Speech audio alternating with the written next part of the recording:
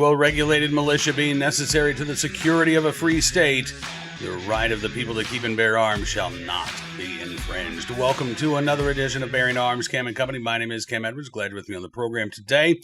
Going to be spending some time with a friend, Kostas Moros from the Second Amendment Foundation, Director of Legal Education and Research. We're going to be talking about California gun laws because I'm sure you've seen this too.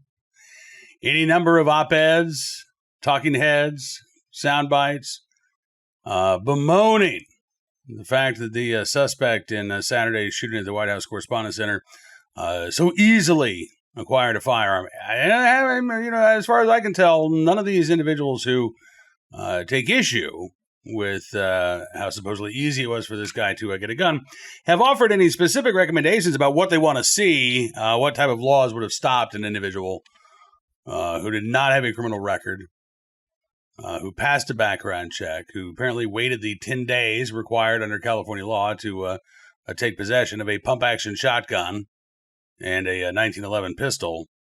I haven't seen anybody actually say, okay, here's what we need, other than more gun control.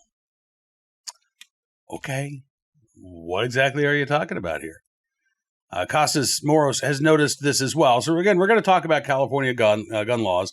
Also going to talk about, speaking of waiting periods, the Second Circuit hearing an appeal today, oral argument taking place in a case involving a challenge to Vermont's 72-hour waiting period. And I want to ask Kostas about that because the district court upheld that waiting period law by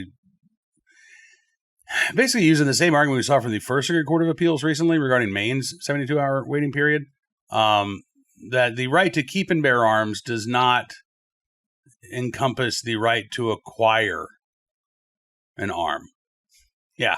So the state could put in a 6-month waiting period. They could put in a 6-year waiting period without implicating your right to keep and bear arms. You should be lucky that it's only 72 hours. I want to talk with Kostas about that as well. In fact, let's get started here with our conversation with Kostas Moros from the Second Amendment Foundation. Take a look and a listen. Kostas, thanks very much for coming on the program. It's good to see you again. Always a pleasure, Cam. Thanks for having me on. Yeah, you bet. I felt like we were having a Vulcan mind meld yesterday, reading your post on X. I think we were infuriated about the same thing. I know specifically you called out the gun control groups for making these sort of vague calls about the need to do more in the wake of the shooting at the White House Correspondents Dinner on Saturday, the attempted assassination. And yet, Kostas, they didn't say what more that should be. I debunked like 3 different op-eds yesterday, all, again, doing the same thing, right? We're a nation awash in weapons. We need to do more. So let's talk about the California gun laws that the suspect in this case had to go through to legally purchase a pump-action shotgun. And I've seen 2 different brands mentioned. I'm still not sure we know what brand, but it seems like he had a 38 caliber 1911 is the last thing that I saw. So in order to legally buy one of those or both of those items in California, what do you have to do? Okay, so first of all, you would have to get your firearm safety certificate, which is a multiple choice 30-question test about gun safety. It asks you the basics about firearms. I'm not saying it's difficult, but it is a step you have to take. So you have to know it's 30 questions and you have to pass, I think it's a 70% pass rate. So you have to get 21 of them correct, and it costs $25. So you do that first. And you can do that at most FFLs, and the certificate's good for 5 years. You're exempt if you have a CCW permit, but I don't believe there's any indication this guy got a CCW permit. And the next thing you have to do is, of course, pass a background check. And because he was buying a handgun, you also have to prove your residence. So it can't just be you have to have 2 forms of ID, not just a driver's license. So you have to have your driver's license or ID card plus some sort of proof of residence to prove where you live, because they register handguns by address in California. And honestly, I have to refresh my memory. That might have expanded to long guns too in recent years. I don't recall, but for our purposes, it's fine because we know he bought a handgun, so he would have had to do that step regardless of the long gun status. And finally, of course, you'd have to pass the universal background check, which California has, and pay a $37 gross dealer record of sale fee, which is the California background check fee. So he would have had to pass a background check to get these firearms. The pistol had to be on the California roster because he bought it new. As I understand, it wasn't sold used or consignment. So and the reporting is he bought a Arms Corps 1911, which is a 38 Super semi-automatic handgun. I think I joked yesterday, it's kind of an eclectic choice. I'm not sure why he went with 38 Super. My best guess is, given he bought a Maverick 88, which is a good but a budget shotgun, my guess is he just bought the cheapest thing the gun store had. They probably couldn't sell the weird caliber, so they probably had it on sale, and he picked that up. I know 38 Super is popular in Mexico, but it's not super popular up here. So yeah, he would have had to basically run the gauntlet of, other than maybe New York City, which also requires a permit beforehand to buy a gun. These are, about the strictest it gets in terms of background checks and hoops to jump through before you buy a gun. And that's why you see these gun control groups. When a gun-related crime happens in a state that's seen as pro-gun, like, Utah or something, they'll bash that state specifically. They'll say Utah doesn't have gun laws. But when a crime happens, or in this case, when the guns are acquired in a state Giffords likes, like California, their top-rated state, they get very vague in general and talk about how we're awash in guns, as you said. They never actually say, well, we tried in California, but unfortunately some people are just always going to get through. They'll never concede that, So. Yeah. And again, he had the 10-day waiting period, right? And I forgot that, the 10-day waiting period, and of course, depending on when he bought it, the excise tax of 11%. Yeah, right. Correct. And then every time we've heard that he went to the range with these guns. So in order to buy ammunition in California, he would have had to pass another background check. Ammo background check. Yes, yeah. I don't know whether he went to.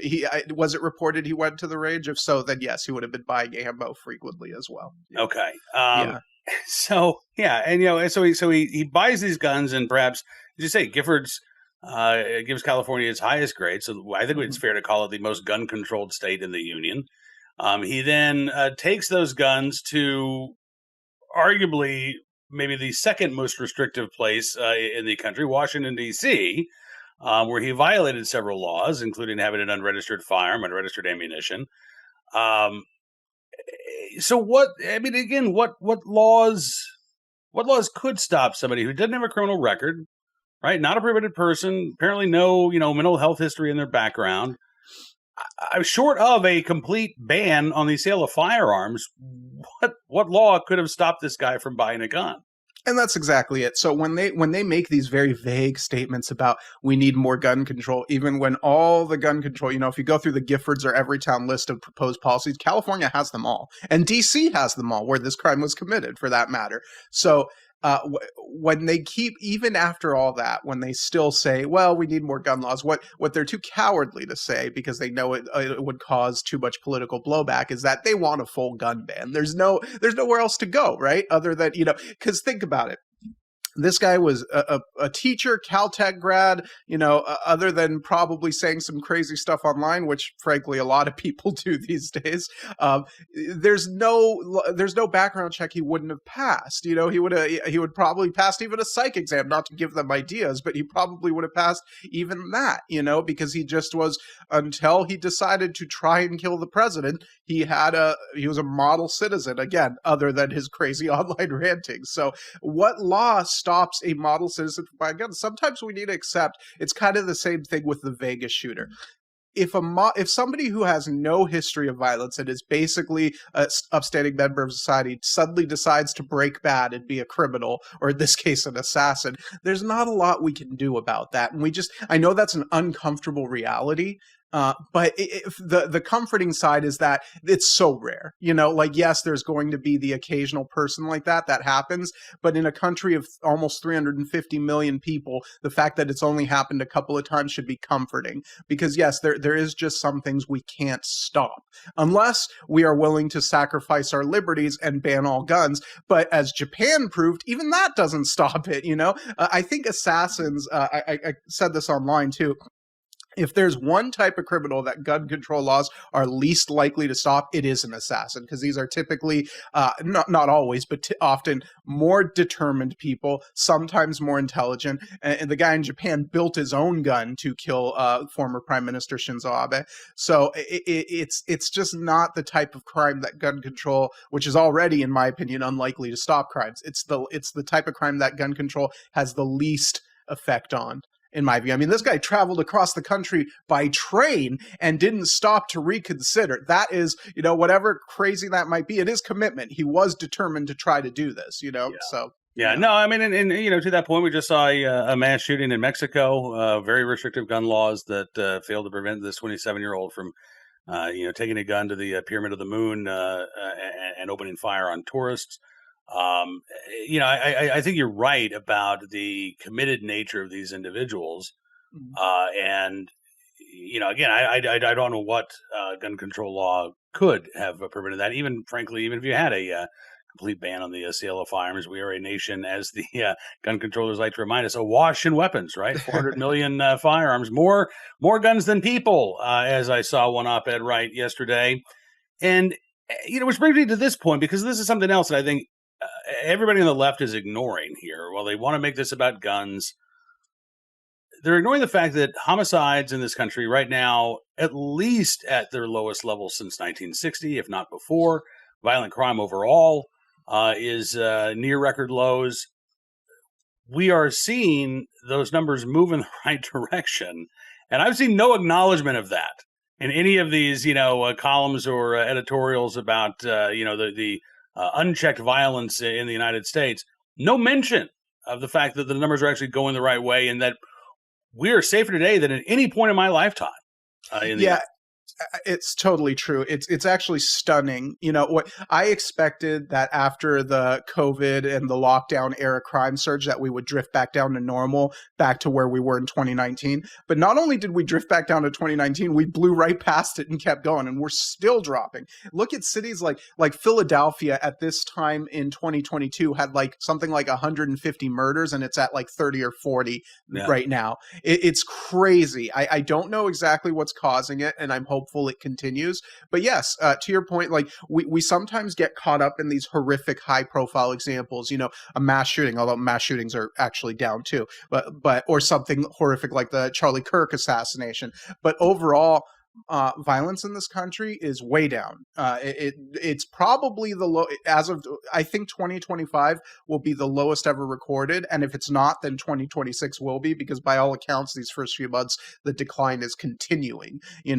So I don't know what's causing it. I hope it continues. I know the gun control groups like to credit the Bipartisan Safer Communities Act. In fact, today I don't know if you saw, the first time Giffords ever responded to me on Twitter. They quote tweeted me about something I wasn't even talking about them on. I was talking about the stat of, the kids murdered by guns stat that they like to cite. And I made a post about how that's about to not be true anymore, because traffic accidents are about to overtake them thanks to the drop in recent years. And they quote tweeted that and basically credited the Bipartisan Safer Communities Act for that, which is silly because, as I've pointed out to them and others, according to the stats which they've released, the Bipartisan Safer Communities Act, as of the end of 2024, had stopped 800 people from buying guns. Even if you assumed all 800 of those people were gonna kill someone, which is ridiculous, maybe a few of them would, but very few, the drop in homicide is way more than just 800. It's dramatically more. So they try and credit the one piece of gun control legislation that passed while ignoring their own predictions about Bruin, where they predicted it would cause this huge surge in violence, and the opposite has happened. It's been incredible.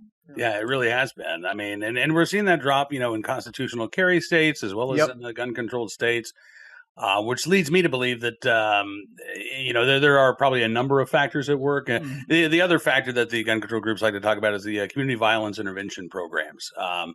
And maybe there is something to some of those programs. I hesitate to give too much credit to community gun violence intervention in general, because I think there are a lot of those programs that don't operate with accountability or transparency. But I'm willing to accept that. Okay, maybe some of these programs are convincing people to stay on the straight and narrow instead of committing violent crimes. I also wouldn't call those gun control measures because they don't actually prevent anybody from acquiring a firearm or exercising their Second Amendment rights. So, if that's the direction that Giffords and Everytown wants to take, cool. God bless them. Yeah, I'm That's not going to skeptical impact my right at all, right? Yeah, I'm skeptical of those too because the decline is so broad based and everywhere. Yeah. Are you telling me that every place has implemented these equally well? Because that it's I don't. But you're right. If they think it works, God bless, give it a try. Right now, we just had the Attorney General Bonta in California complaining that the federal government has cut some of those funds. Mm-hmm. And they're saying that that's going to cause crime to increase. But the amount of money they're talking about, some hundreds of millions of dollars. I just want to say to Attorney General Bonta, have you seen California's budget? If you're saying that these programs save so many lives and they're so effective and the federal government cut the money, why doesn't California foot the bill? If you're saying these are such great programs, the tab isn't that high. You're spending billions and billions of dollars on a train that isn't, not to go too off topic, but a train that is way overdue and way over budget. Just scrap that and, do all the community violence intervention programs you want forever. Right. Yeah. But so it's a little funny that they're basically acting like their hands are tied because the federal government cuts some of these funds when states could spend on it if they think it's worthwhile. Yeah, absolutely. All right, listen, while I got you here, I want to throw you a curveball, unrelated to what we've been talking about. Maybe not, because California does have a 10-day waiting period. Second Circuit hearing oral arguments today in a challenge to Vermont's 72-hour waiting period. I was reading some of your posts on X, and so as I understand it, the district court kind of took the view that the First Circuit Court of Appeals recently took about Maine's background check law, right? That a waiting period doesn't even implicate the Second Amendment, that you've got the right to keep and bear arms, but that doesn't mean you've got the right to acquire one, and certainly not acquire one in a timely fashion. Is that right? I don't remember exactly what the district court ruled because I do remember it also looked at history. So it's possible it concluded that. I would have to refresh my memory on the plain text step, but did a historical analysis anyway. We did an amicus brief on that, and our brief focused on the historical analysis side, in which the district court basically agreed with the state's experts that, well, in the founding era, you couldn't get guns immediately because, they were uncommon. You had to go to a blacksmith shop, order them, blah, blah, blah. And so what we did in our amicus brief is we went to old newspapers and found a bunch of gun classified ads, and some would say like, hey, I have 1,200 muskets for sale, and do you think they would have made you have a waiting period? So we basically concluded that even in the founding era, if you lived in a city, there was no waiting period. If you lived outside of a city, maybe your waiting period was the time it took to ship a gun or travel to somewhere where they sold them. So it's just a nonsensical argument. I think the district court said, or one of the state's experts said, there were no Guns R Us stores in the founding era. Maybe not, but there were lots of guns available for sale. You don't have to buy it at a Bass Pro Shop in 2026.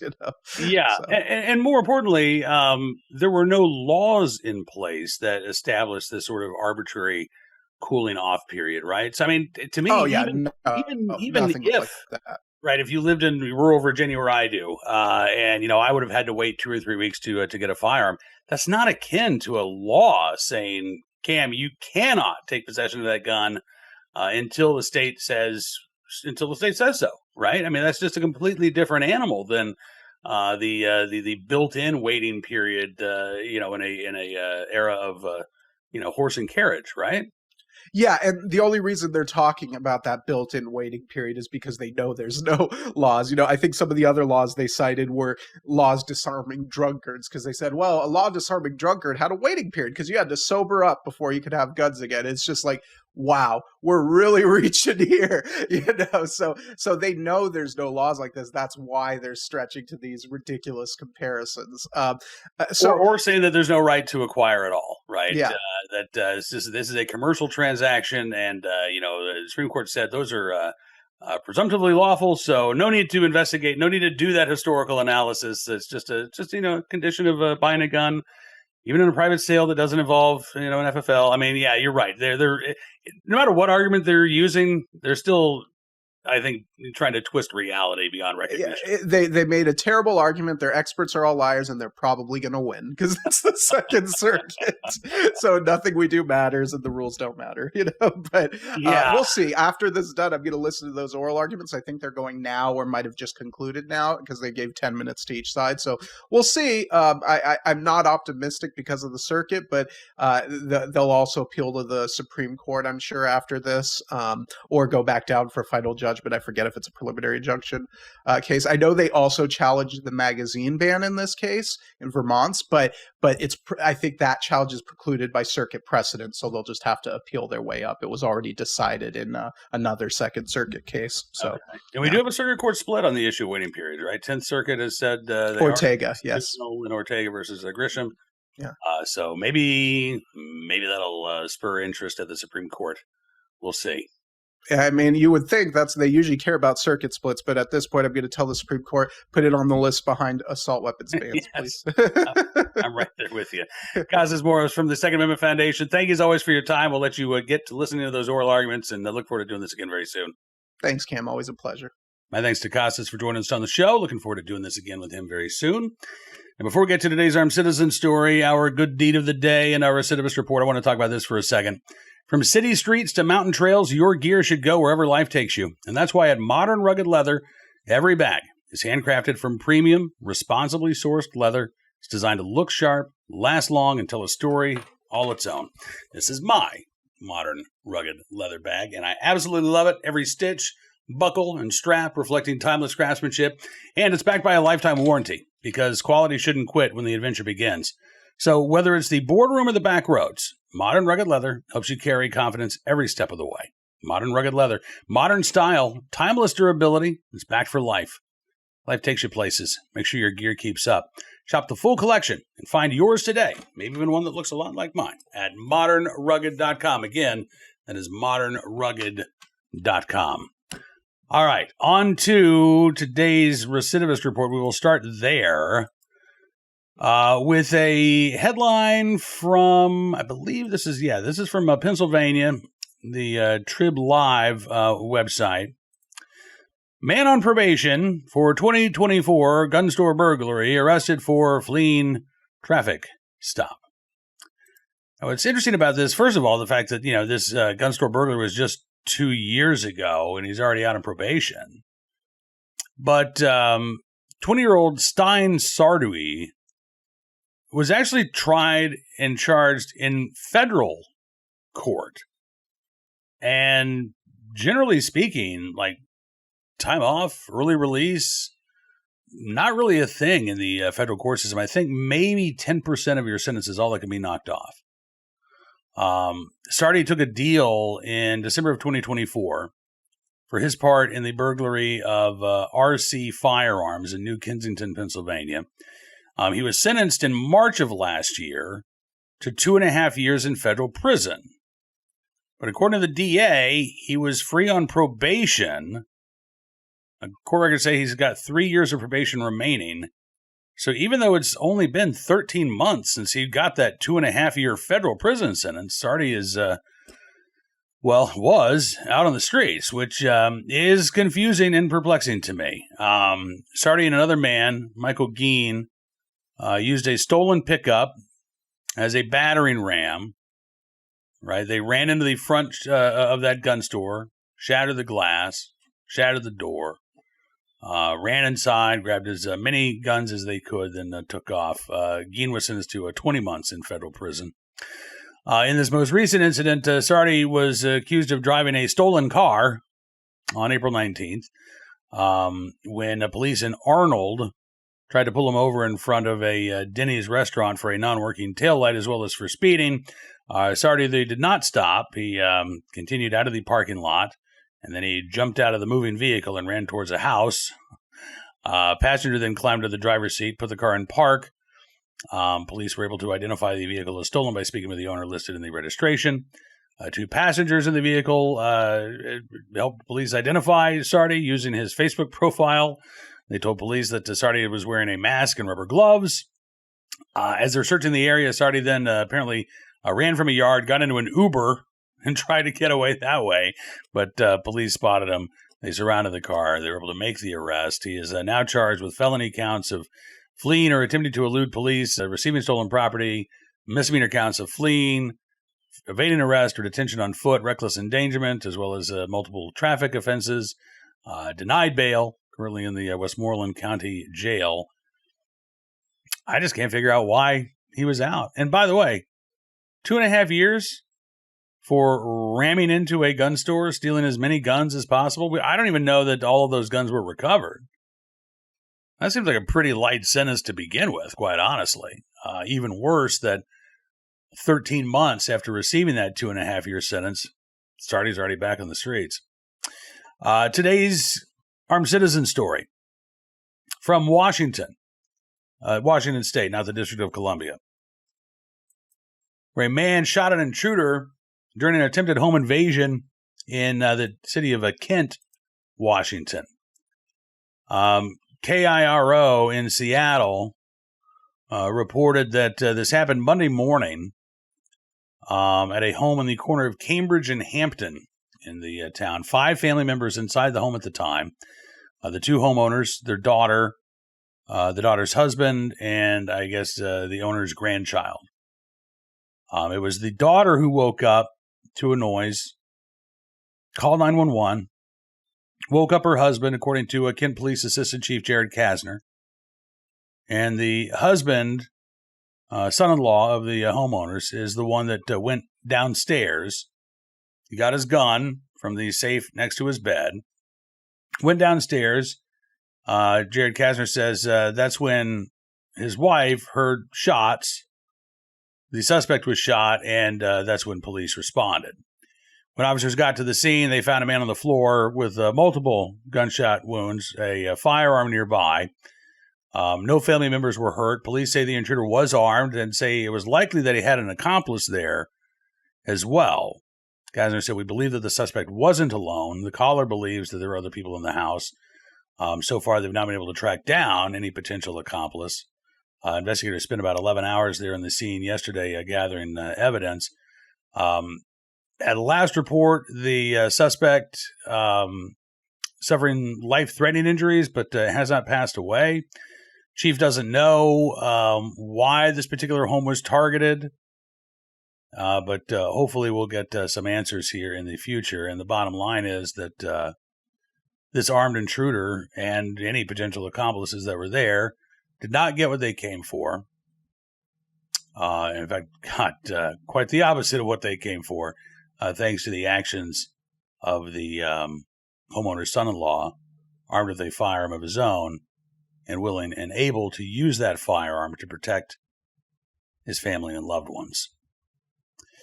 On to today's good deed of the day from Dothan, Alabama, where a man was able to save several families from a mobile home fire. This, again, anytime we talk about these house fires, vehicle fires, boy, they can just spread so quickly. This was Monday evening, just before 7 p.m. Crews from the Taylor Volunteer Fire Department, the Rehoboth Fire Department, and Houston County Sheriff's Office got a call about a mobile home on fire. When they arrived at the trailer park, they found flames spreading from one home to a second home.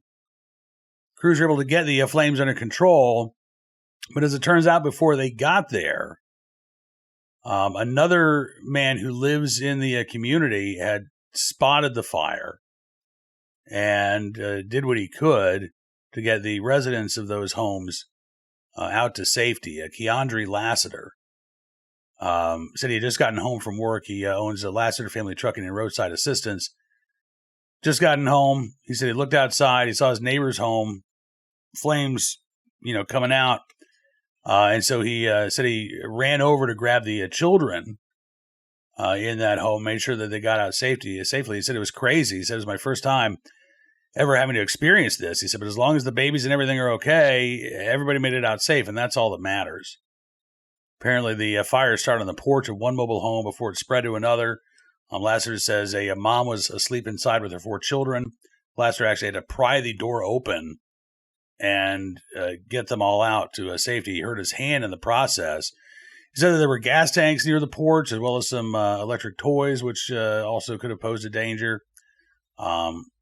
Cause of the blaze still unknown at this point. Lasser says, though, that he was just glad he was able to help. He said, I have 5 kids of my own, so I would want somebody to do it for me. And, I mean, really, in the right place, at the right time, willing and able to do the right thing for a neighbor in need. You could not ask for more than what Keandre Lassiter did Monday night there in Dothan, Alabama. So we thank him for his very, very good deed. All right. That is going to do it for this edition of Bearing Arms Cam & Company. I want to thank you, as always, for being a part of the program. I'll be joining Carl Higbee on Newsmax in the 6 p.m. Eastern hour tonight for 2A Tuesday. Actually got stopped at the grocery store the other day by somebody who said, have I seen you on Newsmax? And I said, yes, you have. So that was really cool. I hope that you will be able to tune in this evening, probably around 6:45 Eastern or so. That's generally when we do 2A Tuesday. And be sure to check out BearingArms.com throughout the day today. I am flying solo for the most part. Tom Knighton under the weather, but we do have a piece by Carrie Sloan, and I am doing my best to cover all of the latest Second Amendment news and information from all across the nation. I'm not planning on spending as much time as I did yesterday responding to the deflections by gun control activists and Democrats who would like to make Saturday all about supposed lack of gun control as opposed to the political ideology that motivated this suspect to try to assassinate President Trump and other administration officials. But again, be sure to check out BearingArms.com. We are keeping you apprised on everything that you need to know about your right to keep and bear arms. And if you like what you see, would also encourage you to become a VIP Gold, or VIP Platinum member. We've got our weekly live chat for our VIP Gold and Platinum members coming up on Wednesday at 1:30 Eastern. Just go to BearingArms.com/subscribe. Use the promo code FIGHT and take 60% off your membership. No matter what tier support you choose, you'll get some great benefits, and you'll be supporting the work we're doing at Bearing Arms. And again, I want to thank you for that very much. Enjoy the rest of your 2A Tuesday. We'll see you back here tomorrow. Until then, be well, be safe, and be free.